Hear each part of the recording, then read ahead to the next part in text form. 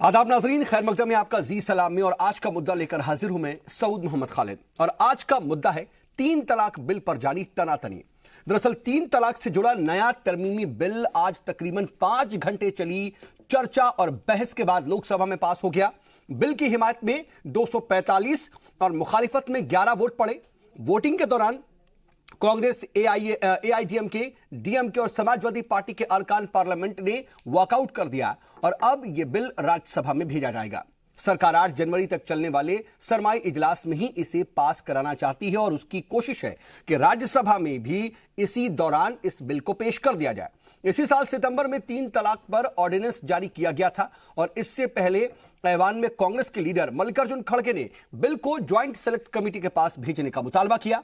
वहीं एआईएमआईएम के सदर असदुद्दीन ओवैसी और कांग्रेस की 2 अरकान पार्लियामेंट सुष्मिता देव और रंजीत रंजन ने 3 तलाक देने के कसूरवारों को जेल भेजे जाने की तजवीज की मुखालिफत की।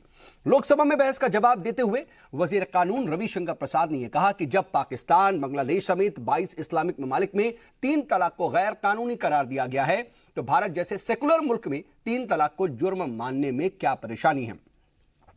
वुमेन एम्पावरमेंट के लिए यह बिल जरूरी है, रविशंकर प्रसाद ने यह भी बात कही। लेकिन कई तरह के सवाल हैं। सवाल यह भी है कि अब इससे क्या वाकई आने वाले वक्त में मुस्लिम जो खवातीन हैं उनके बेहतरी के लिए एक बड़ा कदम इसे माना जाए, या फिर जिस तरीके का अपोजिशन इल्जाम लगा रही है कि यह दरअसल 2019 के लिए सरकार का स्टंट है, चुनावी स्टंट है। इन सब के बीच सवाल यह भी कि ऐवान में जब व्हीप जारी किया गया था और सरकार के पास बकायदा अच्छे खासे नंबर्स थे, उसके बाद भी 245 ही वोट क्यों पड़े। कई तरह के सवाल हैं, इसको हम तलाशने की कोशिश करेंगे। हमारे साथ बातचीत के लिए खास पैनल जुड़ गया है। अपने मेहमानों से आपका तारुफ करा देते हैं। इस वक्त स्टूडियो में हमारे साथ 3 खास मेहमान हैं। हमारे साथ बीजेपी की तरफ से बीजेपी के लीडर नीति जैन जी हैं। इसके अलावा हमारे साथ पॉलिटिकल एनालिस्ट दिनेश शर्मा जी हैं और वहीं हमारे साथ इस वक्त स्टूडियो में मौजूद हैं मुस्लिम रहनुमा है मौलाना शफी खान राठौर साहब। आप सभी का बहुत इस्तकबाल है। और नीति जी, मैं आपसे ही शुरुआत करना चाह रहा हूं कि आज बिल पर चर्चा हुई, तरमीमी बिल पेश किया गया, बातचीत के बाद, चर्चा बहस के बाद आखिरकार पास करा लिया गया। सरकार इसे कैसे देखती है, क्योंकि अपोजिशन सीधे तौर पर इसमें कई तरह की खामियां भी निकाल रहा है। इसके अलावा इसे एक चुनावी स्टंट बताया जा रहा है। कि आजकल मुझको लगता है कि कांग्रेस के लिए और ऑपोजिशन के लिए सब कुछ चुनावी स्टंट हो गया है। ये इशू जो है, और इसमें मंत्री जी हमेशा से शुरू से कहते आए हैं कि ये किसी रिलीजन के बारे में या ये किसी एक समुदाय विशेष के बारे में इशू नहीं है। ये इशू है इक्वालिटी के लिए या बराबरी के लिए, महिलाओं को जो एक बराबरी का हक मिलना चाहिए, ये उस चीज के लिए इशू रहा है हमेशा से। दूसरी चीज जो आज ऑपोजिशन का रूप दिखाई दिया है वो ये है कि वो लोग वॉकआउट कर गए। अगर आप किसी चीज से अग्री नहीं करते हैं, आप उसके अगेंस्ट है, तो रहकर उसको वोट करिए ना। ये जो बीच वाला रास्ता निकाला है कि ना हम हाँ करेंगे ना हम ना करेंगे, तो एक वो जो कंफ्यूज्ड पार्टी वाला परसेप्शन कांग्रेस और ऑपोजिशन अपना खुद ब खुद बनाते जा रहे हैं। और उससे भी ज्यादा जितनी भी महिलाओं से, जितनी भी महिलाएं जिनको 3 तलाक मिला है या जो विक्टिम्स हैं इन सब चीजों के, अगर आप उनसे जाके बात करेंगे या उनको एज स्टेक होल्डर्स उनको इंक्लूड किया जाएगा इन विषयों में, तो वो कंप्लीटली अग्री करती हैं कि ये जो इशू है और ये जो मुद्दा है ये बहुत जरूरी है और ये बिल आना बहुत जरूरी है। लोकसभा में जो आज हुआ है उससे बहुत चीजें जो है वो निकल कर आती है। एक तो जो दोहरा चरित्र है ऑपोजिशन का, कि एक तरफ वो बोलते हैं कि आप लोग विमेन रिजर्वेशन के ऊपर पूरा फोकस रखते हैं और एक तरफ आप ट्रिपल तलाक बिल को नहीं वोट करते हैं। तो ये जो दोहरा चरित्र है, इस पे ऑपोजिशन को इस वक्त बात करने की जरूरत है। और दूसरा ये कि आप तेलंगाना में जाते हैं तो आप बोलते हैं कि हम लोग सिर्फ मुस्लिम्स के लिए एक अपीजमेंट वाला पूरा आप अपना मैनिफेस्टो लेकर आते हैं, और एक तरफ ये महिलाएं हैं जिनको आप कंप्लीटली नकार देते हैं कि इन लोगों के कोई हक नहीं है। तो बहुत सारे सवाल हैं ऑपोजिशन के लिए। अगर गिनाई जा रही है तो आपको लगता है कि है ऐसा? उनके जो अमेंडमेंट्स बताए गए थे, जितने अमेंडमेंट्स ऑपोजिशन ने बताए थे, वो सारे अमेंडमेंट्स उसके अंदर लेकर आए हैं। दूसरा कि आपका जो इशू रहा है हमेशा से, राहुल गांधी जी कहते हैं कि हम लोगों को क्रिमिनलिटी से इशू है, आज खड़गे जी कहते हैं कि गवर्नमेंट को इस चीज के अंदर घुसना नहीं चाहिए। तो उनके बहुत सारे टाइमर अप हो रहा है। मैं आपके पास दोबारा आऊंगा, लेकिन दिनेश शर्मा साहब, देखिए बात यही कह जा रही है, आप एक पॉलिटिकल एनालिस्ट हैं और इसको आप किस तरह से देखते हैं ये तो मैं समझूंगा ही, लेकिन साथ ही नीति जी जो कह रही हैं कि एक बीच का रास्ता अपोजिशन ने अपनाया। जो तमाम जो पार्टियां थी अपोजिशन पार्टियां, वो वॉकआउट क्यों कर गई? अगर नहीं पसंद था, अगर कोई दिक्कत थी, कोई कमी थी, तो अगेंस्ट पे वोट करते ना। ये बीच का रास्ता क्यों अख्तियार किया गया? देखिए, जहां तक ये बीच के रास्ते की बात है, मैं आपको बता दूं कि इच्छा शक्ति पे डिपेंड करता है। आज जब मोदी जी इलेक्शन लड़ रहे थे 2014 का जी, तो उन्होंने अपने मैनिफेस्टो में लिखा था कि आप हमें पूर्ण बहुमत की सरकार देंगे, दीजिए, और हम वहां पे राम मंदिर बनाएंगे। उसमें तो आपने वो कुछ करा नहीं। नहीं, उन्होंने ये आज नहीं कहा था। आज आप जो है इस बात को लेके बैठ रहे हैं। आज आप ये बिल्कुल, इसलिए मैं चाहूंगा कि इंटरफेरेंस ना हो। अब जैसा आपने कहा, अपोजिशन ठीक ही कह रहा है, क्योंकि अब जो भी ये करेंगे, क्योंकि 4.5 पौने 5 साल में तो कुछ किया नहीं इन लोगों ने, अब जो भी कर रहे हैं सिर्फ ये 2019 के इलेक्शन को देख के कर रहे हैं। इसके अलावा इनकी कोई मंशा नहीं है। अगर खड़गे साहब या विपक्ष ये कह रहा है कि सिलेक्ट कमेटी के बाद भेज दिया जाए, तो क्या गुनाह कर रहे हैं? क्या उनका अधिकार नहीं है ये बात कहने का? ओके, आज जिस बात पे ये बड़े खुश हो रहे हैं कि हमने ये कर दिया, अब उन्होंने कुछ किया होता तो ये नौबत ना आती। अब ये मजबूरी में लोगों को दिखाएंगे, अब वो उनकी उसको भड़काएंगे इस बात को कह के, देखिए आज हमने मुस्लिमों के लिए ये कर दिया, हमने मुस्लिम महिलाओं को फायदा पहुंचा दिया। मैं नहीं समझता, जहां तक मेरी अपनी सोच है, कि इससे किसी को फायदा या नुकसान होगा। और जहां तक ये इस बात के लिए कह रहे हैं कि 3 तलाक पे अपनी पीठ थपथपा रहे हैं, इससे जहां तक मैं देख रहा हूं, जो मैंने अभी तक डिबेट देखी है 3 तलाक पे, इसमें शायद मुस्लिम महिलाओं को नुकसान के अलावा कुछ नहीं सर। लेकिन बात इतनी सी भी है ना कि अगर कुछ अमेंडमेंट्स की बात कही गई थी, अमेंडमेंट बिल ही तो है ये पहला बिल था, ठीक है, राज्यसभा से फिर अमेंडमेंट की बात आ गई, अब अमेंडमेंट बिल है, उसमें भी दिक्कत हो रही है और उसमें वर्कआउट किया जा रहा है। अगेंस्ट पे वोट डालते तो कम से कम ये तो होता कि हाँ भाई ठीक है, हम इसके अगेंस्ट में। देखिए, अपोजिशन की एक स्ट्रेटेजी होती है, इसको लीक नहीं किया जाता। मैं यहां बैठ के कह दूं कि उनको वोट डालना चाहिए, नहीं, ये उनकी अपनी स्ट्रेटेजी थी, किसी भी विपक्ष ने नहीं डाला। और जब ये क्या हो सकती है सर, ऐसा पॉलिटिकल एनालिस्ट आप इसको समझ सकते पीएम थे, तो इनके खुद के एमपी ने वोट नहीं डाला। आप देखिए, आज उसमें 245 सिर्फ एमपी थे जिन्होंने वोट डाला है, और जबकि व्हीप जारी हो गया था कि सारे एमपी वहां रहेंगे। तो आज आप सोच सकते हैं कि सरकार की मंशा क्या है और सरकार पे लोगों का भरोसा। शकील अंसारी साहब भी कुछ इसी तरह की बात कर रहे थे कांग्रेस लीडर की, आखिर क्या वजह थी कि व्हीप जारी करने के बाद भी 245 वोट पड़ी नहीं थी? जी, मैं इस पर भी समझूंगा आपसे, लेकिन ख्वाजा शकी साहब, मौलाना शकी साहब, मैं आपके पास आना चाह रहा हूं कि आज लोकसभा में यह बिल, तरमीमी बिल था, पास हो गया। अब कम से कम एक गुंजाइश ऐसी है कि जमानत हो सकती है, एक गुंजाइश ये भी है कि सुलह हो सकती है। क्या आपको लगता है कि मुस्लिम जो तबका है उसके लिए ट्रिपल तलाक बिल जो इस वक्त लोकसभा में पास हुआ है वो वाकई मील का पत्थर साबित होगा मुस्लिम जो खवातीन हैं उनकी बेहतरी के लिए, उनकी खुद मुख्तारी के लिए?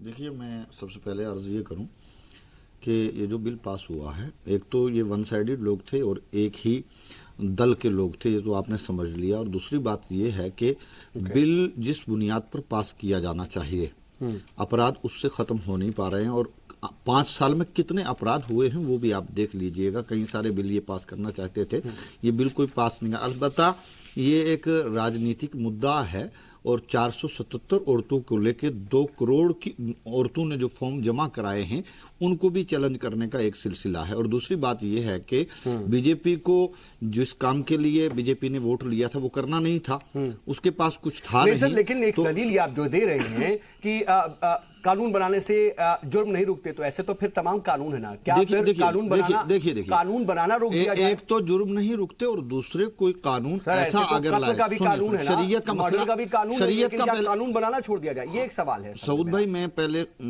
मसला बयान कर दूं, मेरा जुमला सुन लीजिए पहले। शरीयत का मसला यह है कि अगर कोई आदमी अपनी निजी गलती की बुनियाद पर अपनी औरत को 3 तलाक यकबारगी से कह देता है, तो हालांकि शरीयत ने कतई तौर पर, कुल्ली तौर पर इससे मना किया है, और अल्लाह के हबीब ने इसको जुल्म लफ्ज़ से ताबीर किया है, इसे मना किया गया है, और ये करने वाले के लिए लानत का लफ्ज़ भी कहा गया है। ये 3 तलाक नहीं देनी चाहिए। लेकिन अगर किसी ने कह दिया है तो सरकार अगर ये कहे कि वो तलाक नहीं हुई तो वो उसकी गलतफहमी है, वो तलाक हो चुकी है, क्योंकि ये शरी मसला है, इस्लाम का मसला है। उसको ना चैलेंज किया जा सकता है, ना कोई कोर्ट चैलेंज कर सकता है, ना संविधान चैलेंज कर सकता है। मजहबी मामलात हैं, और मेरा ख्याल तो ये कहता है कि बीजेपी को विकास के काम करने चाहिए। लोगों का आपने तमाम बातें कही, लेकिन होता क्या है ना कि सर तलाक बिदअत ही आम है, कोई ये जानता ही नहीं कि हाँ तलाके बिदअत के हाँ, अलावा तो ये जो सही एक आदमी तरीका की है, निजी वो सोच है ना, बेदारी जो एक है। निजी सोच को लीजिए, ये निजी सोच है, उसकी गलती है जो नहीं, कर तो रहा है। उसका खामियाजा इस्लाम जो है की गलती मुस्लिम नहीं खवातीन को है। भुगतना पड़ रहा है। सर, आप ये बात मानेंगे? देखिए, बिल्कुल सजा दीजिए, लेकिन इस्लाम को गलत नहीं ठहराया जाएगा। नहीं, इस्लाम को कौन गलत ठहरा रहा है? नाउज़ुबिल्लाह, कोई इस्लाम को गलत नहीं ठहरा रहा है। नहीं, लेकिन तो बात जो ये हो रही बिल है पास कि हो अगर रहा एक है, गलत प्रैक्टिस सुनिए, चलन में है, सुनिए सर, मुस्लिम पर्सनल लॉ बोर्ड हो, आप जैसे तमाम उलमा कराम हो, मौलाना हो,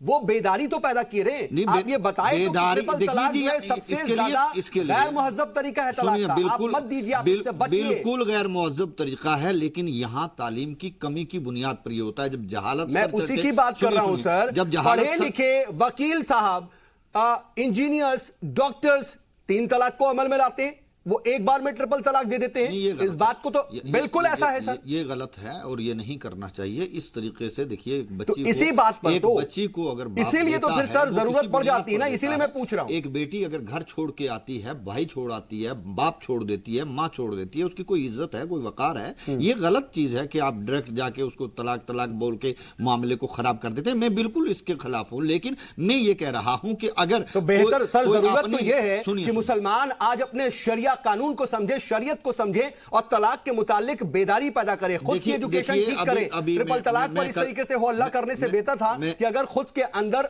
थोड़ी सी बेदारी लाते तो शायद आज ये नौबत नहीं आती। मैं कल 400 उलमा के साथ यही मीटिंग कर रहा था। 24 फरवरी को एक आलमी कॉन्फ्रेंस जो है वो रामलीला मैदान में करने जा रहे हैं। वहां इंशाल्लाह इन मुद्दों पर भी गौर किया जाएगा। लगता नहीं कि बहुत लेट हो गया, जमा होंगे, लगता नहीं कि बहुत देर कर दी। और मैं सरकार अगर ट्रिपल तलाक पर बिल नहीं ला रही होती, इसको एक इंतखाबी मुद्दा नहीं बना रहा होता, तो शायद जो हमारे उलमा कराम है, चाहे मौलाना है और जो तमाम जो आलिम दीन है, वो इसको लेकर के चौकन्ने नहीं होते। देखिए, मुआशरे पर मैं आपसे गुजारिश करूं, आप यूट्यूब से इसको देख सकते हैं कि मुआशरे पर हम लोग जब गुफ्तगू करते हैं तो हम यहाँ पर खवानदगी की बात कर रहे हैं, हम यहाँ बेदारी की बात कर रहे हैं, जब हम ये जानते हैं कि मुस्लिम तबका कितनी ज्यादा तमाम तरह की परेशानियों में मुब्तला है, तो हम ये सोचेंगे कि यूट्यूब पर 4 वीडियोस पड़ी हुई हैं, उससे उनकी बेदारी हो जाएगी। मसाजिद में कितनी बार तकरीरें हो जाती हैं, आप ये बताइए कि कितनी बार ये जो आप लोगों ने मुखालिफत में ड्राइव चलाई थी all India Muslim personal law board ने, और तमाम जो खवातीन हैं इस बिल के अगेंस्ट में एक सिग्नेचर कैंपेन चला रही थी,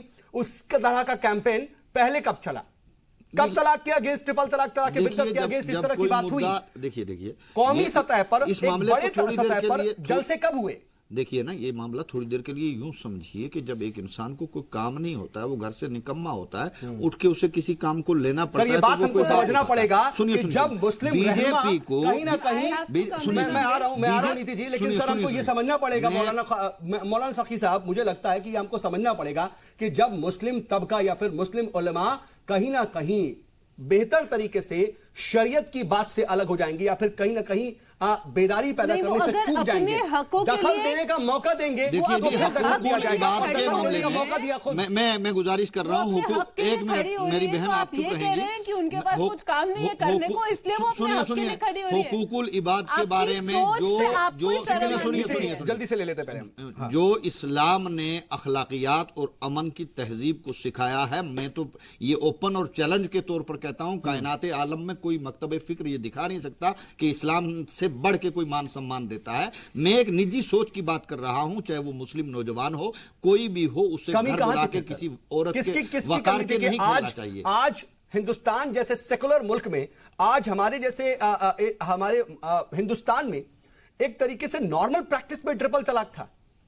आज इस पर गौर खोज हो रहा है, आज इस पर बातचीत हो रही है, आज सारे लोग इस पर जाग रहे हैं, बेदार करने की बात की जा रही है। मसले को नहीं बदल सकते ना, लेकिन आप हुक्म कुरान नहीं बदल सकते, इसको लेकर के गहरी नींद में, आप इस्लाम नहीं बदल सकते, गहरी नींद में आप थे। लोग, आप जिसको सजा देना चाहते हैं, हम हाजिर हैं, उस शख्स को हम कह रहे हैं, हम समर्थन में सजा देनी चाहिए, लेकिन वाकई जिस बच्चे को परेशान किया जा रहा है उसको, लड़के को सजा मिलनी चाहिए, लेकिन ये नहीं होना चाहिए कि आप इस्लाम के मसले को हटा देंगे। आप इस्लाम के को हटाने की बात नहीं हो रही है, मैं अपने गिरेबान में झांकने की बात कर रहा हूं। मुस्लिम तबके को खुद के अंदर झांकना पड़ेगा कि कहीं ना कहीं बिल्कुल ये मौका दिया। सही है सऊद साहब, लेकिन यहाँ सिर्फ ये है, यहाँ एक मुद्दा बना के सिर्फ एक ढोंग, वो एक अलग बात है, इसका सियासी मुद्दा, सियासी फायदा है नहीं है, वो एक अलग बात है, लेकिन मैं मुआशराती बात कर रहा हूं। उनको इसका सियासी फायदा नजर नहीं आता तो वो अपने मुआशराती बात कर रहा हूं, बैकग्राउंड देख लेते, बिल्कुल, मैं अपने घर को देखते वो क्या करके आए आपसे जो भी, जब वो खुद मान सम्मान अपनी औरत को ना दे, मैं आपसे जो भी बातचीत कर रहा था, जो भी मेरे सवाल जवाब थे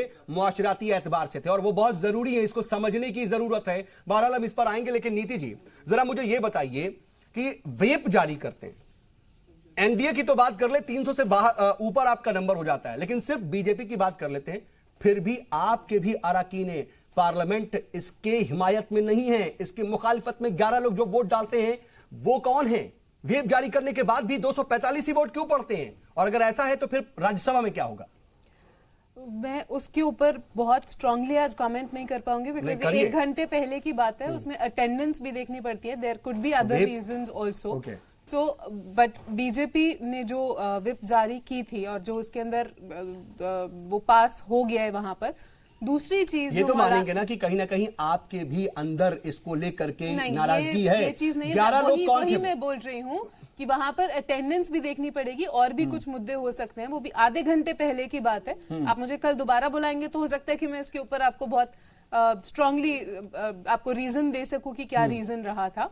दूसरी चीज मतलब या तो ये हुआ, दो ही चीजें हुई, या तो अटेंडेंस की आप बात कर रही हैं, या तो ऐसा हुआ कि कुछ लोग नहीं पहुंचे और जो 11 मुखालिफत में कुछ अपोजिशन के अराकीन रहे होंगे, अराकीन पार्लियामेंट, उन्होंने दिया 11 लोग, या फिर ऐसा होगा कि जो आपके ही लोग मौजूद होंगे उन्होंने दिया। दो ही कंडीशन है। मैं कहूंगी कि आप जो भी प्रिज्यूम करना चाहते हैं आप कर लीजिए। कंडीशंस बताइए मुझे, प्रोबेबिलिटी पे बात कर लेते हैं ना। प्रोबेबिलिटी के ऊपर तो you are good enough, I don't, मतलब उसके लिए मेरे को जवाब देने की जरूरत नहीं है, लाइक बट मैं ऑफिशियली सिर्फ आपसे ये समझना चाह रहा हूं कि ये मानेंगे ना कि कुछ लोग आपके अंदर भी ऐसे हैं जो इस बिल को पूरी तरह से एक्सेप्ट नहीं कर रहे हैं। कि अभी इस चीज पर जवाब देना ठीक नहीं है जब तक मुझे कारण ना पता हो कि लोकसभा में उस टाइम पर क्या हो रहा था, क्या अटेंडेंस थी, तो यानी कि कुछ लोग नहीं आए होंगे। अगर अटेंडेंस की बात करें, कुछ लोग नहीं आए, व्हिप जारी करने के बाद भी कुछ लोग नहीं आते हैं, तो वो भी अपने आप में कहीं ना कहीं एक साइलेंस मैसेज है। मैं कोई जवाब नहीं दे रही, एजम्पशंस बहुत जरूरी हैं आज के वक्त में, क्योंकि आप इसको एक जीत के तौर पर देख रही हैं। आप लोग इसको एक बहुत बड़े जीत के तौर पर देख रहे हैं, बड़ा एक मुद्दा बना रहे हैं, और ये सियासी मुद्दे की तरह नहीं बनाया, बीजेपी ने बनाया और इस पर हम बात कर रहे हैं। चलिए ठीक है, हमारे साथ स्टूडियो में ख्वाजा इफ्तिखार अहमद साहब भी जुड़ चुके हैं, मुस्लिम स्कॉलर हैं और जानी मानी शख्सियत है। ख्वाजा इफ्तिखार अहमद साहब, आपका भी बहुत बहुत इस्तकबाल है। मैं आपसे जरा रिएक्शन लेना चाहूंगा कि सर, आज तरमीमी बिल पेश किया गया, हंगामा हुआ, उसमें कुछ और अमेंडमेंट्स की बात भी रखी गई, तजवीज रखी गई, असदुद्दीन ओवैसी की तरफ से वो भी गिर गई, फिर वॉकआउट कर गया अपोजिशन, और कुल मिलाकर के 245 वोट इसके हाथ में पड़े और ये तरमीमी बिल एक बार फिर से लोकसभा में पास हो गया। कैसे देखते हैं आप सर इसको? देखिए, बिस्मिल्लाहिर्रहमानिर्रहीम। देखिए, बुनियादी बात ये मुझे समझ में नहीं आती कि भारतीय जनता पार्टी को ऐसी क्या जल्दी है कि उसके इस बिल को पास करने के लिए वो तमाम यानी रास्ते जो हैं वो बंद करके चलना चाहती थी। बिल बहरहाल पास हो गया नंबरों की वजह से। बुनियादी बात ये है कि जब पूरी अपोजिशन, और अपोजिशन भी इस मुल्क की आवाज़ होती है वो, और नुमाइंदा आवाज़ होती है, तमाम अपोजिशन ने पार्लियामेंट के अंदर इस बात की मुखालिफत की कि आप उजलत से काम न लें। उजलत से काम न लें का मतलब ये नहीं है कि बिल की मुखालिफत की जा रही है, ये कहा जा रहा है कि आप उजलत से काम न लें, होश के नाखून लें और सेलेक्ट कमेटी को ये जो है मुसव्वदा दें, ताकि इसके हवाले से जो इसमें कमियां हैं और जो खामियां हैं उसमें सबका इनपुट आ जाए, और बिलखुसूस इसमें उलमा का इनपुट भी आ जाए। लेकिन जल्दबाजी में ये काम किया गया। बार बार अभी ये जो कहा जाता है कि इसमें सियासत नहीं है, ये सियासी मुद्दा नहीं है।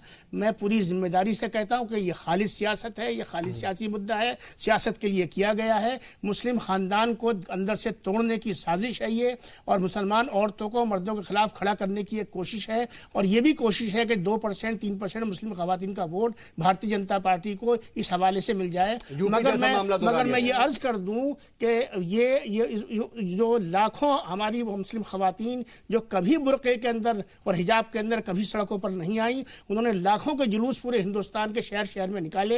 ये अलग बात है कि मीडिया के ऊपर सेंसरशिप था और किसी ने हमने दिखाया, आपने दिखाया, मगर लेकिन अक्सर बेशतर चैनल्स ने जो मुस्लिम खवातीन की अक्सरियत की आवाज थी उसको दबाया गया, उसको नहीं दिखाया गया।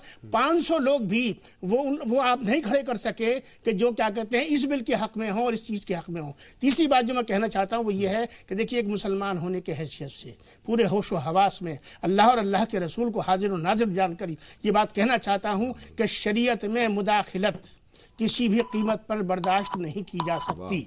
ये बुनियादी बात है ये, इसलिए कि एक मुसलमान को खाली दुनिया में नहीं रहना होता, हमें दुनिया के बाद हमारे सामने आखिरत भी होती है और आखिरत के हवाले से हमें अपने वक्त में कोई लाग लपेट नहीं करनी चाहिए। बिल्कुल सखी साहब ने भी इस पर बात की थी और मैं उनसे बात कर रहा था। मैं इस पर आपसे भी बात करना चाहूंगा। थोड़ी देर में मैं आपके पास लौटूंगा कि आखिर क्या जरूरत नहीं है आज के वक्त में, या फिर कुछ वक्त पहले ही मुस्लिम माशरे को अपने अंदर झांकने की, इंट्रोस्पेक्शन करने की, कहीं ना कहीं ये चीजें अगर नहीं, कहीं गलतियां नहीं हुई होती तो फिर ये आज इतना बड़ा सियासी मुद्दा नहीं बनता।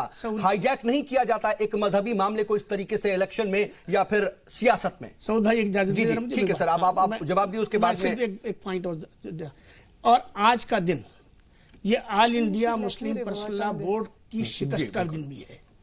यानी इन लोगों को ये मौका मिला और इतना अरसा मिला जब से पर्सनल लॉ बोर्ड बना, जब से लेके आज तक तलाक बिदअत के मामले को इन्होंने क्यों उसको टैकल नहीं किया। ये पूरा बोर्ड मिलकर मिलकर ये एक निकाहनामा नहीं बना सके और उस निकाह के अंदर ये आर्बिट्रेशन का क्लॉज नहीं डाल सके और उसको नाफिज नहीं कर सके। अगर इन्होंने अपनी जिम्मेदारी की जरूरत है होता तो आज ये दिन इनको मुस्लिम तबका सिर्फ खामोशी के साथ ये सब कुछ देख रहा है, लेकिन जो उसके रहनुमा है वो शायद सही तरीके से रहनुमाई नहीं कर रहे हैं। है या India Muslim personal law board की भी शिकस्त है, या अंदरूने माशरा के अंदर जो हमारे यहाँ कमजोरियां पाई जाती हैं, आज ये उन कमजोरियों का तुफैल है कि आपको ये दिन देखना पड़ रहा है। इस डिबेट में इस पर भी खास तौर पर तवज्जो रखेंगे कि आखिर क्या जरूरत थी, क्या ऐसी वजूहात आ गई कि आज एक ये पूरा मजहबी मामला सियासी मामले में बदल गया और मुस्लिम मुआशरा सिर्फ अभी भी टकटकी लगाए देख रहा है और उसके जो रहनुमा हैं वो अब क्या करेंगे। और लोकसभा में ट्रिपल तलाक पर जो तरमीमी बिल था वो आज बहस के बाद आखिरकार पास हो गया। इस पर हम बातचीत कर रहे हैं और मुस्लिम तबके से जुड़े हुए भी तमाम अहम इश्यूज पर हम गौर खोज करने की कोशिश कर रहे हैं कि आखिर ये मजहबी मामला सियासी शक्ल क्यों अख्तियार कर गया, कहां कमी रह गई, कहां मुस्लिम तबके में कोई ऐसी चूक हो गई या फिर कमी रह गई जिसकी वजह से ये जो पूरा मजहबी मुद्दा था वो सियासी मुद्दा बन चुका है। हमारे साथ बातचीत के लिए खास पैनल मौजूद है और नीति जी देखिए, आप कुछ चीजों पर रिएक्ट भी करना चाह रही थी, रिस्पॉन्ड करना चाह रही थी, लेकिन मैं एक बात और भी पूछना चाह रहा हूं कि इसी सेशन में ये कहीं ना कहीं आप लोगों की कोशिश है कि इस बिल को राज्यसभा से भी पास करा लिया जाए, लेकिन क्या यह मुमकिन है? क्योंकि नंबर्स के दम पर आपने लोकसभा में पास करा लिया, लेकिन यही नंबर्स आपको वहां पर परेशानी आपके लिए खड़ी करेंगे। मैं 3 पॉइंट्स पे बात करना चाह रही थी। एक ये, और आई वुड चाहूंगी अगर आप लोग मेरे को बीच में नहीं रोके। ठीक है, लेकिन राज्यसभा वाले क्वेश्चन मैं बिल्कुल मैं उस पर भी जवाब दूंगी। पहली बात ये कि आप सब इसको बोल रहे हैं कि ये सियासी मुद्दा है। ये सियासी मुद्दा नहीं है, क्योंकि इस पे सुप्रीम कोर्ट की इंटरवेंशन आई थी जिसमें सुप्रीम कोर्ट ने बोला था कि इसको नल एंड वॉइड माना जाएगा। उसके बाद सुप्रीम कोर्ट ने बोला था कि सरकार को इसके ऊपर बिल लेकर आना चाहिए। दूसरी बात, आज अगर आप ऑपोजिशन का, जितनी भी ऑपोजिशन थी, आप उन सबको देखेंगे तो आप लोग ये मानेंगे कि उन लोगों से कोई उम्मीद नहीं थी इतने सालों से कि वो ट्रिपल तलाक के ऊपर कोई इशू लेकर आते। और अभी आप लोगों की ही बात सुन के, एंड आई रियली मैं रिस्पेक्ट करती हूँ जो आप लोगों ने बोला कि अगर इस इशू को जो पर्सनल मुस्लिम लॉ बोर्ड है वो अपने आप संभाल लेते या उतनी अवेयरनेस लेकर आते तो इसमें किसी को इंटरवीन करने की जरूरत नहीं पड़ती। बट आज उसकी जरूरत इसलिए थी क्योंकि एक बहुत बड़ा तबका महिलाओं का था और मैं बहुत बच्चों के साथ, यंग कॉलेज स्टूडेंट्स के साथ काम करती हूँ। उसमें 3-4 अच्छे घर से, मतलब अच्छे वेल ऑफ खानदान से कुछ लड़कियां मेरे पास आई थी, मुस्लिम लड़कियां। वो आके मेरे को बोलती हैं कि हम लोगों को बहुत ज्यादा परेशानी है, टेंशन है कि कल हम लोगों की शादी होगी, कोई हमें ट्रिपल तलाक दे देगा तो क्या होगा। तो ये जो इशू है, लेकिन इन सब के बीच नीति जी एक बात और भी देखनी बहुत ज्यादा जरूरी है।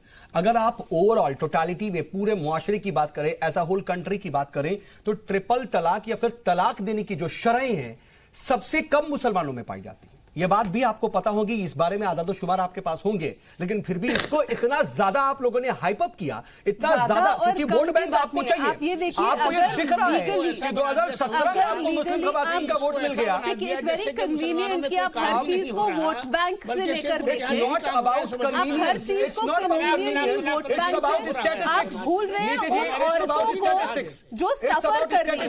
मैं बिल्कुल मानता हूं, मैं 1, 2, 3 जो सफर कर रही है ट्रिपल तलाक तलाक के लिए मैं सर आ रहा हूँ। औरत अगर लीगली कमजोर होती है या एक भी इंसान इस देश में लीगली कमजोर होता है, मुस्लिम तबके नहीं, मैं वही कह रहा हूँ जहां पर तलाक की फीसद, जहां पर तलाक का परसेंटेज सबसे कम है, वहां पर आपको सबसे ज्यादा फिक्र हो रही है।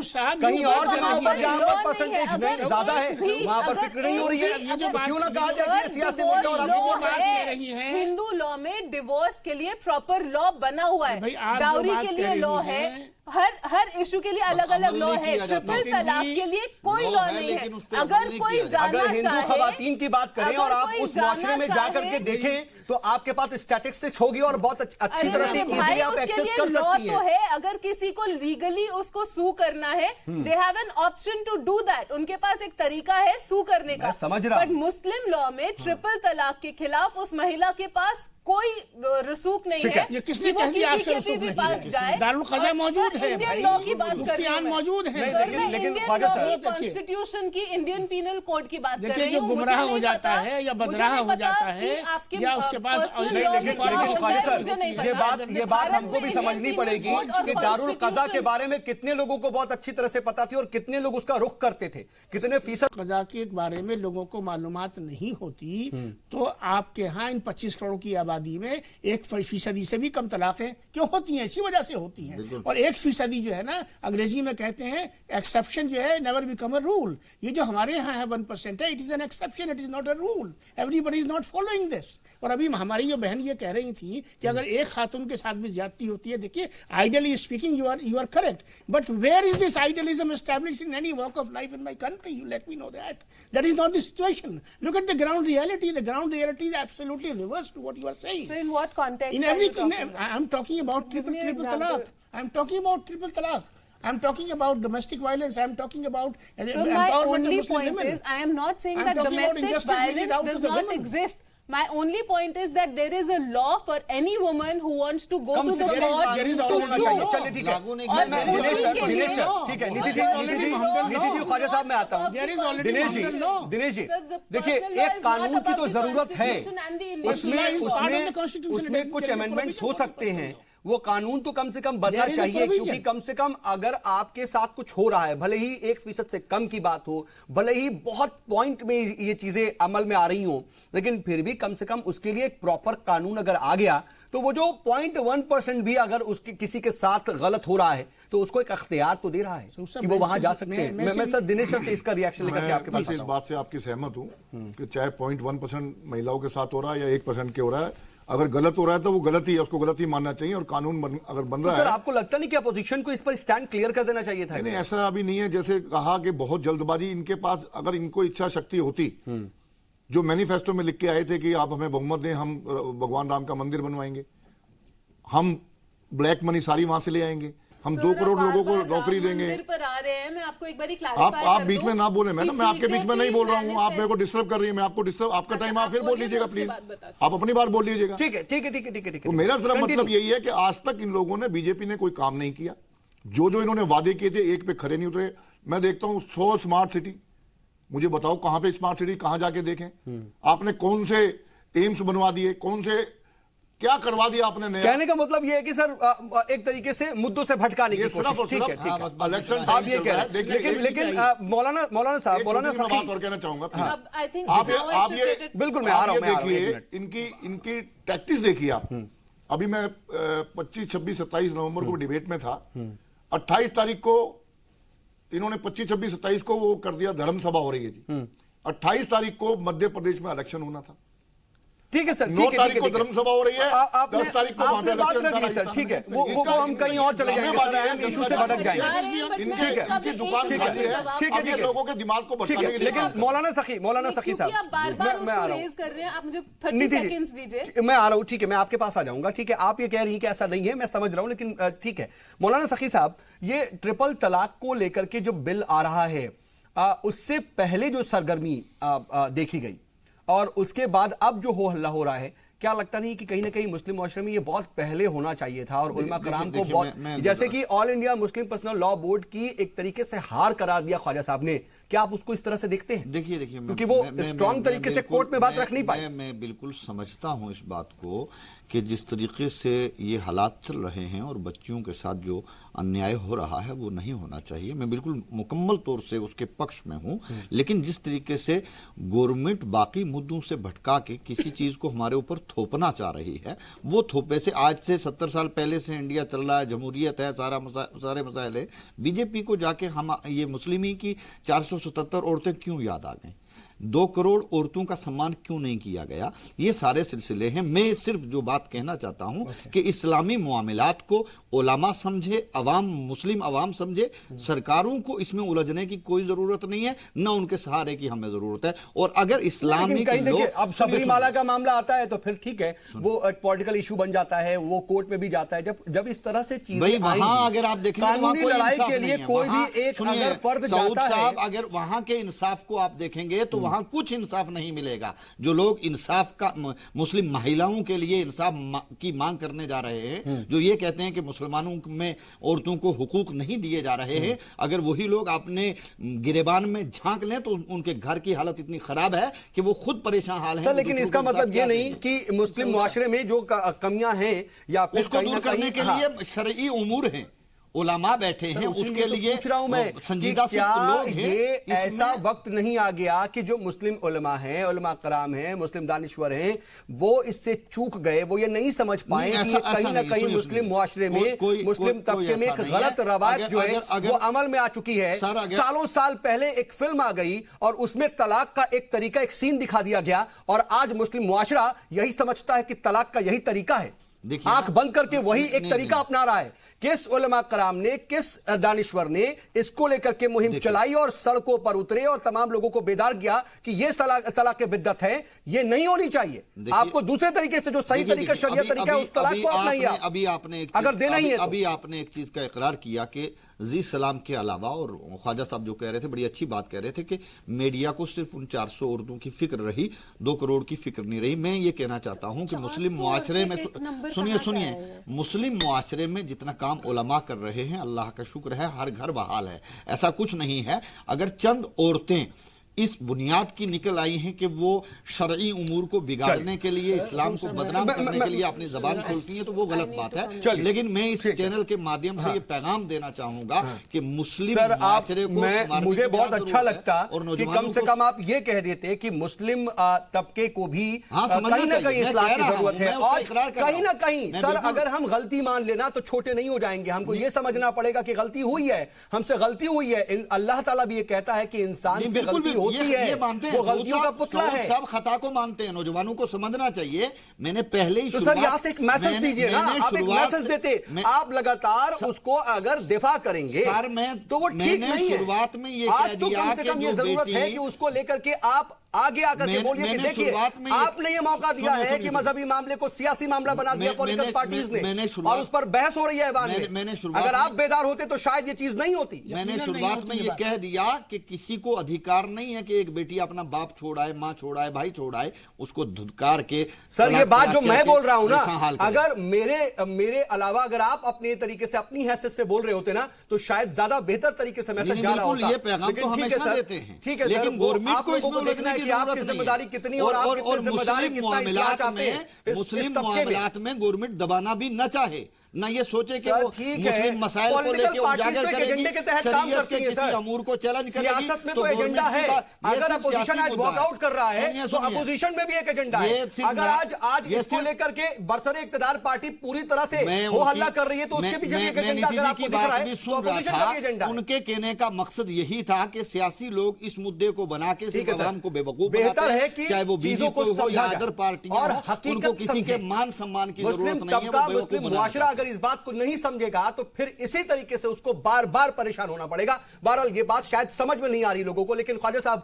मुझे लगता है कि आप इस पर बेहतर रोशनी डाल सकते हैं, एक बात। और दूसरी बात सर, मैं चाहूंगा कि इस पर रोशनी डालने के बाद आप जरा ये भी बता दें, बार बार सिलेक्ट कमेटी को भेजने की बात कही जा रही थी। सिलेक्ट कमेटी में, क्योंकि देखिए आम नाजरीन ना ये समझ नहीं पाता कि सेलेक्ट कमेटी में भेजना ना भेजना उसका फर्क क्या है, भेज देते तो क्या होता, नहीं भेजा तो क्या हो गया। आप इसको जरा बता सके कि अगर सिलेक्ट कमेटी के पास इस पूरे बिल को भेजा जाता तो उससे क्या फर्क पड़ जाता और कैसे कैसे इसके पॉइंट्स जो है डिफाइन हो जाते। मैं अर्ज करता हूं, दोनों बातें सर मैं अर्ज करता हूं। देखिए, पहली बात तो ये है, जैसे मैंने कहा शुरू में, कि ये मुस्लिम माशरे का, मुस्लिम अकाबरीन का, मुस्लिम मजहबी तंजीमों का, तहरीकों का, all India Muslim personal law board का ये फेलियर है।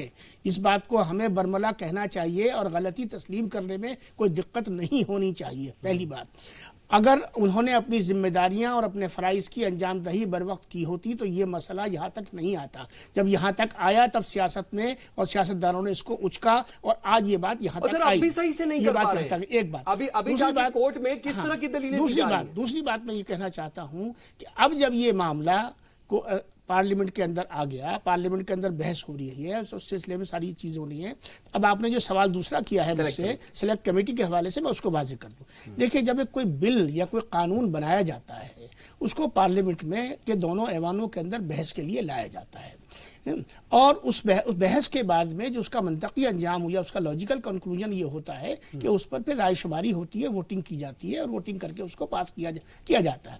अपोजिशन के पास ये हक रहता है कि अगर उसको ये महसूस होता है कि ये बिल फौरी तौर पर यह कानून नहीं बनना चाहिए, बल्कि इसमें मजीद गुफ्तगू की और ज़्यादा ज़रूरत है, मजीद इनपुट लेने की ज़रूरत है, और शायद ये इनपुट पार्लियामेंट के अंदर से ही नहीं बल्कि पार्लियामेंट के बाहर से भी जो बहुत सारी ओपिनियन मेकिंग बॉडीज़ होती हैं, उनके इनपुट को भी हमें लेने की ज़रूरत है और अवामुन्नास के जहन और नफ्सियात को भी समझने की ज़रूरत है। तो उस जो देखिए, बेसिकली तो पार्लियामेंट के मेंबरान पर ही मुश्तमिल होती है पार्लियामेंट की कमेटी तो, और उसके लेकिन उस कमेटी को ये मजाज होता है, उसको ये इख्तियार होता है कि वो इनपुट के लिए किसी से भी राब्ता कर सकती है, किसी भी ओपिनियन मेकिंग बॉडी के साथ से वहाँ से ओपिनियन ले सकती है, और उसका जो एग्रीगेशन होता है, उसका जो औसत होता है, वो निकालने के बाद में फिर वो दोबारा से उसको वापस पार्लियामेंट के पास भेजती है, पार्लियामेंट फिर उस पर बहस करती है और इस तरह से पास होता है। मेरी गुजारिश यही थी इस सिलसिले में कि अब जब ये कानून बन रहा है, सबसे मुस्लिम उलमाओं से भी बातचीत, उसमें सबका इनपुट आ जाता है। नहीं, उसमें देखिए, मैं सऊद साहब ये कहता हूं कि उसमें हमारे न सिर्फ मुस्लिम उलमा का इनपुट आ जाता है, उसमें अच्छे लॉयर्स का भी आ जाता है, जूरिस्ट का भी आ जाता है, हमारे गैर मुस्लिम, हमारे बहुत सारे दोस्त अहबाब, हमारे कानूनदां ऐसे हैं, अच्छा हो जाता है, काम खुले तरीके से होता है। लेकिन यह इलेक्शन के 3 महीने रह गए हैं और अब जल्दबाजी में ये काम किया जा रहा है। अगर यही बीजेपी हुकूमत सेलेक्ट कमेटी को दे देती तो मैं पूरी जिम्मेदारी से कहता हूं कि आपको उसका ज्यादा फायदा पहुंचता, आपकी नियत पे सारे जो सवाल या निशान थे वो खत्म हो जाते और ये संजीदगी का इजहार होता कि वाकई आप इस हवाले से सियासत नहीं कर रहे हैं, बल्कि आप एक संजीदगी का मुजाहरा कर रहे हैं। आपको वाकई उन मुस्लिम खवातीन का दर्द है जो बच्चियां 3 तलाक कहने से अपने घरों को चली जाती हैं, उससे किसी को भी इत्तेफाक नहीं है, उसकी कोई भी हिमायत नहीं करता, उसको सब ज्यादती मानते हैं, सब जुल्म मानते हैं और इसीलिए उसको तलाक बिदअत कहा गया है। मैं वाज़ेह कर दूं, हमारे जो पैनल में बैठे हैं लोग, जो नाज़रीन सुन रहे हैं, वो भी, बिदअत का मतलब होता है, आप जब खुतबा सुनते हैं जुमे का, तो जुमे के खुतबे के अंदर जहां बहुत सारी आयत पढ़ी जाती है, कुल्लो बिदअतिन ज़लाला व कुल्लो ज़लालतिन फिन्नार, यानी हर बिदअत जो है वो गलीज है, गलत है वो, और उसका अंजाम जो है वो जहन्नुम है। ये हमारे यहाँ हर जुमे को चीज़ पढ़ी जाती है। तो जो चीज़ इतनी गलत है उसकी तस्हीह हमने क्यों नहीं की? तो फिर मैं इसको बात को यही ख़त्म करूंगा कि ये पहली जिम्मेदारी हमारी थी, हम अपनी जिम्मेदारी में पूरे नहीं उतरे, हम खड़े नहीं उतरे, हमें अपने गिरबानों में झांकना चाहिए। और सऊद साहब, आपने एक बात बड़ी अच्छी कही कि अगर आज भी आपने अपनी होशमंदी का मुजाहरा नहीं किया और आज भी आपने दुरंदेशी का मुजाहरा नहीं किया, तो आज तो आपने एक चीज़ का, तलाक का मामला दिखा है, ये न ख़त्म होने वाला सिलसिला है, इसका जायका लग गया है सियासतदानों को, और एक के बाद दूसरा, दूसरे के बाद तीसरा, तीसरे के बाद चौथे, इस तरह के मौज़ूआत बार बार जो है वो उठाए जाते रहेंगे। लिहाजा उलमाए किराम से मुअद्दबाना गुजारिश है, मेरा खुद ताल्लुक उलमा के घराने से है, 3 नस्लों से मेरे घर में उलमा रहे हैं, मेरे दादा आलिम दीन थे, मेरे वालिद, मेरे चचा, मेरे ताया, मेरी पुपी, मेरे दादी, कि मैं गुजारिश करता हूं कि खुदा के वास्ते अब वो आगे के लिए कम से कम अपनी जिम्मेदारियों को समझे, अपने फराइज के अंजाम दें। बहुत अहम पॉइंट्स मैं आपके पास आ रहा हूं। देखिए, स्टैंडिंग कमेटी को लेकर के ख्वाजा सर ये साफ तौर पर कह रहे हैं कि अगर आप स्टैंडिंग कमेटी पर भेज देते वहां पर, तो कहीं ना कहीं आपके नियत पर जो शक कहीं ना कहीं अपोजिशन हो या फिर तमाम मुस्लिम तबके के उलमा कराम हो, वो खड़े कर रहे हैं, जो शक उनको पैदा हो रहा है वो शक नहीं पैदा होता, आपकी नियत साफ नजर आती है उनको। एक बात। दूसरी बात मैं अपनी तरफ से एक जरूर ऐड करना चाह रहा हूं कि देखिए, बार बार देखिए, जब हम दिखा भी रहे हैं, वोटिंग का भी लास्ट हम देख रहे हैं, तो वोटिंग के जो नंबर्स दिखते हैं ना, वो 245 तो दिखते हैं, लेकिन मेंबर ऑफ द पार्लियामेंट जो उस वक्त मौजूद थे 256, जब आप अकेले 272 हैं, व्हिप जारी करने के बाद भी आपके नंबर्स कम होते हैं, तो ये क्या है इशारा? प्रोबेबिलिटी की बात कर रही थी आप, अजम्पशन की बात कर रही थी, लेकिन ये कम से कम क्लियर मैसेज तो है कि आपके लोग भी इसको सीरियस ले नहीं रहे। ये सबसे पहले मैं 2-3 चीजों का जवाब दूंगी, क्योंकि आप मेरे पास मतलब सब लोग ओके ठीक है, मेरे पास कोशिश करूंगा मैं। आते हैं। Thank you. तो एक तो ये कि जो पेटिशनर्स ने सुप्रीम कोर्ट में PIL केस डाला था, 22 अगस्त 17 को सुप्रीम कोर्ट ने उसमें डिक्लेयर किया था कि ट्रिपल तलाक नल एंड वॉइड है। इसमें बीजेपी का कहीं कोई लेना देना नहीं था। ठीक है। दूसरी बात ये कि बार बार कहा जा रहा है 400 महिलाएं। जनवरी 2017 से 13 सितंबर 2018 तक 430 ट्रिपल तलाक के केसेस आए थे। उसमें से 229 जजमेंट के पहले थे और लगभग 204 या 205 जजमेंट के बाद, 200 से ज्यादा, जिसका मतलब ये था भाई सर मैं फिनिश कर रही हूँ, आप उसके बाद वो पॉइंट आपका गलत जा रहा है ना। ठीक है, मैंने 400 की जो बात कही है, मैंने तलाक जिन लोगों औरतों को वो नहीं कही है, ठीक है, जिन लोगों ने एजिटेशन किया है मैं उनकी बात कर रहा हूं। ठीक है सर, विक्टिम्स तो ये इन्होंने अपने हिसाब से बात रखी। ठीक है सखी साहब, ठीक है मैं आ रहा हूँ, इनकी बात आ जाए। हैं जो इस चीज को सफर कर रही हैं। ठीक है। इतने सब के बीच में बीजेपी का कहीं कोई लेना देना नहीं था। आफ्टर दिस सुप्रीम कोर्ट ने बोला कि सरकार को इसके लिए एक बिल लेकर आना चाहिए और इसको लॉ बनाना चाहिए। लेकिन मेरा एक सवाल है, आप ये बताइए कि सुप्रीम कोर्ट के फैसले से पहले क्या बीजेपी को ट्रिपल तलाक से कोई लेना देना नहीं था, कोई सियासी मुद्दा नहीं था? आप लोगों ने कोई बात नहीं की थी? क्या बात की थी? हम लोग जो बिल लेकर आए थे वो इसी के बाद लेकर आए थे, क्योंकि सुप्रीम कोर्ट ने बोला था कि उससे पहले कोई बयानबाजी नहीं होती थी, उससे पहले ट्रिपल तलाक को इशू है वो तो इशू रहेगा ना। आपने बोला कि बीजेपी नहीं है, तो सियासी तौर पर महिलाएं ही थी, मुस्लिम महिलाएं ही थी जो पिटिशन की थी उसको, उसके अंदर वो सफरर्स थी, वो विक्टिम थी। दूसरी बात, आपने जो मुझे स्टैंडिंग कमेटी की बात करी है, जब सुप्रीम कोर्ट ने बोला कि इसका एक लॉ बनाया जाए, उसके बाद एक बिल टेबल हुआ लोकसभा में, लोकसभा से वो पारित हुआ। उसके बाद भी बहुत सारे अमेंडमेंट्स थे जो अपोजिशन ने बोले कि बनने चाहिए। यहां पर आप जो सियासी बात कर रहे हैं वो मैं आपको बताती हूँ सियासत कहां पर आती है। सियासत यहां आती है कि ऑपोजिशन ने उस टाइम पे बोला कि आप इसके अंदर अमेंडमेंट्स करके और फिर उसको लेकर आइए। अमेंडमेंट्स हो गए, अब फिर नया किस्सा उसके अंदर आ रहा है कि अब आप लोग कमेटी बनाइए। भैया जो जो चाहिए था एक बार में बता दीजिए ना, ये डिले टैक्टिक्स क्यों आप लोग अपना रहे हैं? Okay. आप लोग सिर्फ उसको डिले करना चाहते हैं और उसके अंदर कोई और मुद्दा नहीं है। तीसरी चीज, आज मैं जितनी महिलाओं से मेरी बात हुई है जो विक्टिम्स रही हैं, they are the main stakeholders. वो एक स्टेक होल्डर है सबसे बड़ी इस पूरे मुद्दे में, और वो सब अग्री करती हैं कि जो ये बिल पास हो रहा है वो होना चाहिए। और उनकी ये अपील है आप लोगों से भी और ऑपोजिशन से भी कि इस बिल को राज्यसभा में भी पारित कराइए, ताकि उन महिलाओं को एक आयाम मिल सके। नंबर्स पर मेरे जवाब दीजिए, जो मैंने नंबर्स पे पूछा आपसे कि अगर नंबर पे आप मुझे आज 4 बारी पूछे, 5 बारी पूछे, मैं आपको सेम चीज बोलूंगी कि जब तक मुझे नहीं पता कि लोकसभा सर मैं 2 बजे से सिर्फ चैनल्स पर हूँ। मैं सिर्फ एक बात आपसे पूछ रहा हूँ। मैं ठीक है, आई गॉट योर पॉइंट। आपको इतना तो पता है कि बीजेपी के नंबर्स कितने एमपीज हैं बीजेपी के, पता है ना आपको? क्या वो बीजेपी के पूरे एमपीज हैं? अगर 256 फाइनल नंबर दिख रहा है वोटिंग के वक्त, अगर वो फाइनल नंबर नहीं दिख रहा है तो सवाल तो खड़े होंगे। और आप इतना तो बताइए इस पर कि कहां हैं बाकी के लोग। लेकर मैं आपको बताती हूं कि वो उनके क्या कारण थे, वो नहीं थे। और जो भी नहीं है उसके लिए जो अपना सांसद के जो प्रक्रिया होती है, जो व्हिप जारी हुई है, उनके वो शो कॉज भी भेजा जाएगा। तो क्या हम ये समझे कि कुछ लोग हैं जिन्होंने इसको या तो संजीदगी से नहीं लिया, आप ही के कुछ लोग, आप ही के कुछ एमपीज या तो संजीदगी से नहीं ले रहे, या तो फिर उनको ज्यादा ओवर कॉन्फिडेंस था कि चलो ठीक है मैं रहूं ना रहूं लेकिन पास तो जाएगा, भले ही बाद में नोटिस भेज दिया जाए, पूछ लिया जाए तो हम जवाब दे देंगे। ऐसा यूजुअली नहीं होता है कि व्हिप जारी हुई है तो कोई उसको हल्के में हो ये सवाल है और ये वैलिड सवाल है। आप इसका जवाब आपको कम से कम बीजेपी को ढूंढना पड़ेगा, क्योंकि अपोजिशन अब इसको ही कहीं ना कहीं मुद्दा बना रहा है। ठीक है ख्वाजा साहब जल्दी से रिएक्ट करना चाह रहे हैं। मैं सऊद भाई ये कहना चाह रहा था कि जो आप 11 लोगों की बात कर रहे हैं, देखिए सबरीमाला के मामले में सर थोड़ा शॉर्ट में मैं बहुत शॉर्ट कर रहा हूँ। सबरीमाला के मामले में आप आरएसएस का मौक़िफ़ भी देख लीजिए, आप बीजेपी का मौक़िफ़ भी देख लीजिए, और जो ग्राउंड पे केरला के अंदर लोग हैं उनका मौक़िफ़ भी देख लीजिए। वो खुद इस जाल में फंस गए हैं कि जब मजहब के मामले में, मजहब सबको अजीज होता है, चाहे किसी का भी मजहब हो, आप उसमें दाखिल होने की कोशिश करते हैं तो ये दिक्कतें आती हैं। मुमकिन है एक ऐसा तबका मौजूद है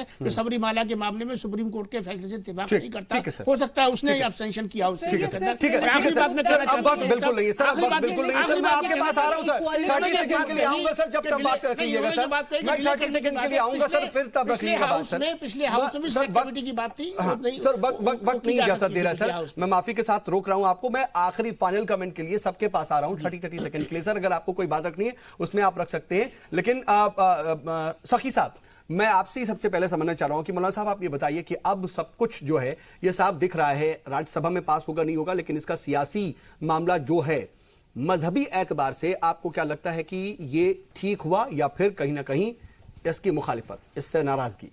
देखिए सबसे बड़ी बात यह है कि मजहबी मामलात में जो बीजेपी आड़े आई है, सरकार आड़े आई है, या अदलिया का कोई मामला ऐसा आया है, वो मैं नहीं समझता कि उन्होंने सही किया। अलबत्ता ये ख़ताएं कुछ जो ख्वाजा साहब ने कही हैं ज़रूर कहीं ना कहीं मुस्लिम रहनुमाओं की हैं, जिनका खमियाजा हमें भुगतना पड़ रहा है। और वो लोग भी जो मेरी जुमलों को समाप्त करें कि जो लोग सह तलाक को लेकर दीन इस्लाम पर उंगलियां उठा रहे हैं, कहीं ना कहीं उनकी बैकग्राउंड बहुत ख़राब है और वो नाकाम रहेंगे इस मामले में। ठीक है, दिनेश शर्मा साहब, मैं आपसे फाइनल कमेंट आपका भी कि अपोजिशन को क्या सीधे तौर पर अपनी मुखालिफत, अपने अगेंस्ट में वोट डाल करके नहीं जतानी चाहिए थी, वॉकआउट करके बीच का रास्ता अपनाया? आपने कहा कि टैक्टिक है, लेकिन फिर भी अपने पत्ते खोले नहीं, ये भी तो एक सवाल रह गया। देखिए, आपको ये भी आप खुद ही कह रहे थे कि 256 की उपस्थिति थी, 245 वोट उनके फेवर में डली है, अपोजिशन सारा वॉकआउट कर गया था। ये तो साफ हो गया है कि इनके कुनबे में सब ठीक नहीं चल रहा, इनके लोग इनके खिलाफ वोट डाल रहे हैं। अब जो जहां तक आप ये कह रहे हैं कि उनके फेवर में डालते हैं ना डालते, मैं फिर कह रहा हूं कि ये एक टैक्टिस थी कि भाई डालें ना डालें। जब वो रिक्वेस्ट कर रहे हैं कि सिलेक्ट कमेटी को भेजो और इन्होंने मानना नहीं है। एक वो कहावत थी ना कि जिसने ओढ़ली लोई उसका क्या करेगा कोई। बीजेपी को कोई कुछ नहीं कह सकता या ना किसी की मानेंगे, ये इस टाइम अहंकार में है। नीति जी, लोकसभा में तो फतह है, लेकिन राज्यसभा की नैया कैसे पार होगी, बेड़ा कैसे पार लगेगा? सबसे पहले तो मैं आपको बता दूं कि इस तरीके से तो आपको किसी भी उसमें बैठना ही नहीं चाहिए, क्योंकि इस वक्त लोकसभा में अगर नंबर्स हमारे हैं तो ऑपोजिशन की तो कोई स्टैंडिंग ही नहीं है, कहीं पर भी मत बैठिए, डिबेट भी मत करिए। दूसरी चीज ये कि जो 3 तलाक का आज मुद्दा है, इसको सियासत से हटाकर और महिलाओं की इक्वालिटी को लेकर देखना बहुत जरूरी है। ये रिलीजन की बात नहीं है, और मैं आपसे बिल्कुल ताल्लुक रखती हूँ कि अगर आप लोग इसको इंटरनली हैंडल कर पाते तो शायद इसकी जरूरत नहीं पड़ती। एक बहुत ही प्रोग्रेसिव बिल हुआ है, और राज्यसभा में जब भी बिल्कुल इजाजत नहीं दे रहा है। मैं माफी के साथ रुकूंगा, ठीक है, राज्यसभा में जब आएगा तो हम देखेंगे। लेकिन ख्वाजा साहब, फाइनल कमेंट के तौर पर आप क्या देंगे, क्या कहेंगे? मैं चाहूंगा कि एक पैगाम कहीं ना कहीं एक सही तरीके से आ जाए कि मुस्लिम तबका भी समझे। मैं 2 बातें कहना चाहता हूँ कि मुस्लिम माशरे को एक यूनिट के तौर पर अपनी गलती को समझना चाहिए, महसूस करना चाहिए और अपने अंदर इस्लाह के अमल की बाज़ाब्ता शुरुआत करनी चाहिए। इसमें अकाबरीन का और उलमा का, आइम्मा मसाजिद का बुनियादी किरदार है, एक बात। दूसरी बात, हुकूमत के हवाले से कहना चाहता हूँ कि मैं अपोजिशन के तमाम उन लोगों को सलाम करना चाहता हूँ जिन्होंने आज वॉकआउट किया, बिल के खिलाफ नहीं। मैं उस वॉकआउट को सेलेक्ट कमेटी में न ले जाने की के हवाले से उस वॉकआउट को सलाम पेश करना चाहता हूँ, क्योंकि मैं ये समझता हूँ कि सेलेक्ट कमेटी में अगर ये बात चली जाती तो ये काम ज्यादा बेहतर अंदाज में किया जा सकता। आप सभी मेहमान हमारे साथ जुटे और बातचीत में शामिल हुए, इसके लिए आपका बहुत बहुत शुक्रिया। अब तो कम से कम इतनी तस्वीर तो साफ है कि लोकसभा में तरमीमी बिल भी पास हो गया है, लेकिन क्या पिछली बार की तरह राज्यसभा में भी ये इस बार भी अटक जाएगा, या फिर इस बार राज्यसभा की भी जंग बरसरे इक्तदार पार्टी जीत जाएगी? कुल मिलाकर के 2019 से पहले ट्रिपल तलाक का मुद्दा एक बार फिर से सरगर्म है। देखना होगा कि ये वोट बैंक के हिसाब से किसको कितना फायदा पहुंचाता है। आज का मुद्दा में आज के लिए बस इतना ही। बने रहिए जी सलाम के साथ।